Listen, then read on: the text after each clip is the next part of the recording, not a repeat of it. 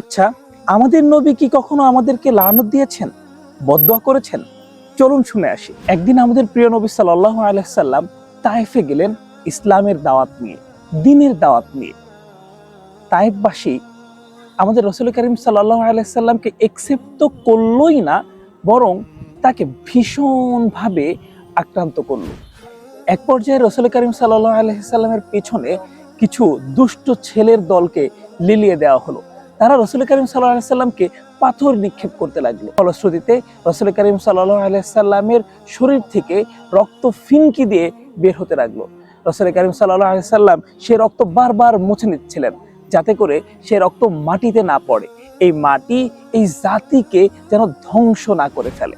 এক পর্যায়ে রাসূল করিম সাল্লাল্লাহু আলাইহি সাল্লাম দৌড়াতে দৌড়াতে গিয়ে একটি বাগানের ভিতরে বিশ্রাম নিলেন।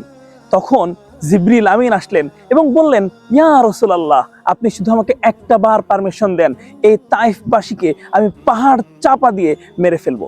আমাদের প্রিয় নবী, দয়ার নবী হযরত মুহাম্মদ মুস্তাফা সাল্লাল্লাহু আলাইহি ওয়াসাল্লাম তিনি তো বদদোয়া করলেনই না, বরং সাথে সাথে দুহাত তুলে আল্লাহ তাআলার কাছে ফরিয়াদ করলেন, ইয়া আল্লাহ, এই জাতি আজকে আমাকে চিনে নাই, এই জাতি আজকে ইসলামকে বুঝে নাই, কিন্তু হয়তোবা অদূর ভবিষ্যতে এই জাতি ইসলামকে গ্রহণ করবে, আমার দাওয়াতকে কবুল করবে। ইয়া আল্লাহ, আপনি এই জাতিকে ধ্বংস করবেন না।